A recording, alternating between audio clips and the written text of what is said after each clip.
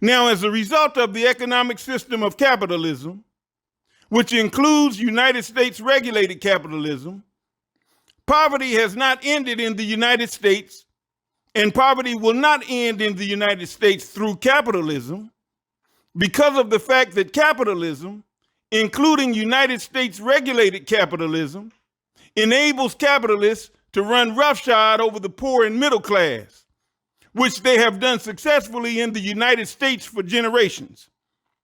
Capitalism, including United States regulated capitalism, has not ended poverty in the United States. And capitalism has existed in the United States since the beginning of the United States. Now, what capitalism has done in the United States is increase the gap between the rich and poor through the exploitation and oppression of the workers for the benefit of the capitalists, along with the passing of legislation lobbied for by corporate lobbyists, which helps the capitalists in their efforts to exploit and oppress the workers. This is the reason campaign finance reform and lobby reform must become a reality in the United States. As I stated earlier, capitalism is about the exploitation and oppression of people, as history proves. Capitalists benefited exponentially from the transatlantic slave trade, as enslaved Africans were forced to provide their labor for the benefit of capitalists. In the United States, in the South, one of the major crops was cotton, and that cotton was picked by slaves. The Southern economy was built on cotton, as it came to be called King Cotton. The Southern plantations flourished as a direct result of the economic system of capitalism that generated massive amounts of wealth for the plantation owners off of the backs of slaves. Merriam-Webster's online dictionary defines imperialism as, definition number 1, the policy, practice, or advocacy of extending the power and dominion of a nation, especially by direct territorial acquisitions or by gaining indirect control over the political or economic life of other areas. Broadly, the extension or imposition of power, authority, or influence. Definition number 2, imperial government, power, or authority, an imperial system. Collins' online dictionary defines imperialism as a system in which a rich and powerful country controls other countries, or a desire for control over other countries. Merriam-Webster's online dictionary in definition 1A defines colonialism as domination of a people or area by a foreign state or nation, the practice of extending and maintaining a nation's political and economic control over another people or area.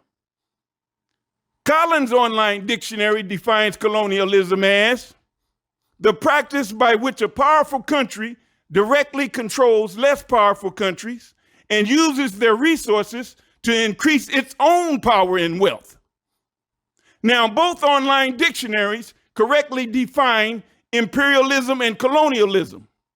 Both imperialism and colonialism are directly connected to capitalism throughout the history of the world, as capitalism is a system that exploits and oppresses people.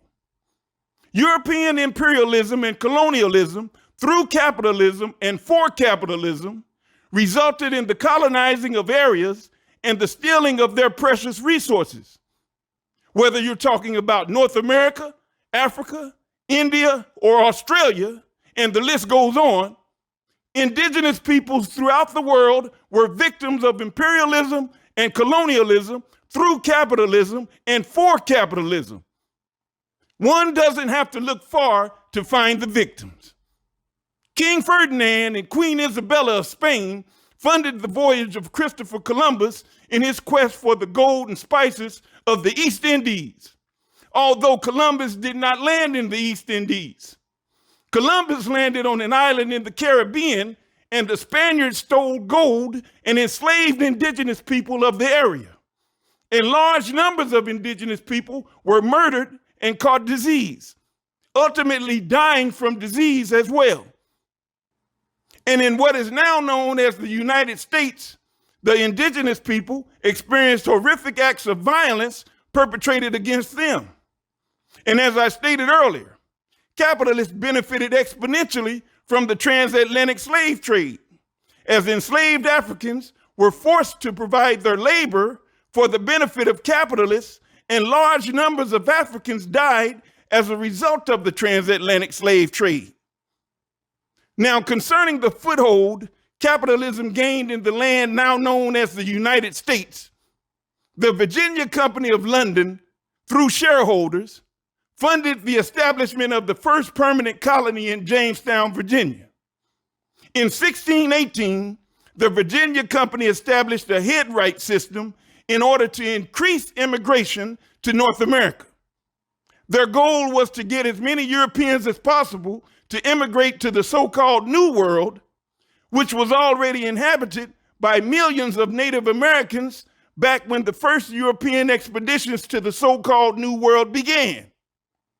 The Library of Virginia at www.lva.virginia.gov, in a section addressing the head right system, states the following.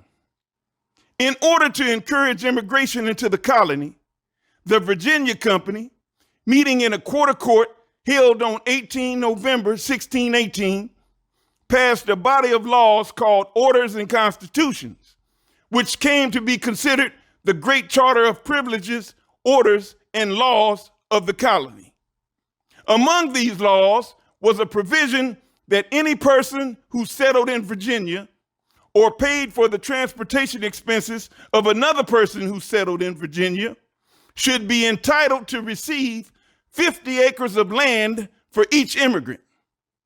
The right to receive 50 acres per person or per head was called a head right.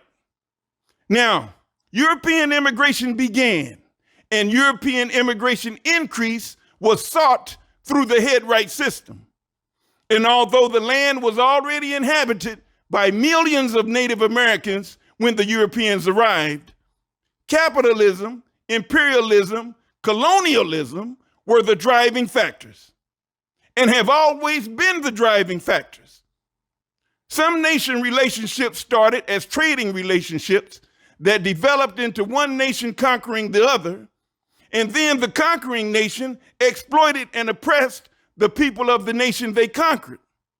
And they did this for one reason: capitalism. If there was nothing of substantive value to be gained through nations stealing from others and exploiting and oppressing the people they stole from, then there would be no historical records of imperialism and colonialism. And as is clearly shown, there are vast records of imperialism and colonialism which are directly connected to capitalism. We'll stop here for today, and we'll pick it up in the next video.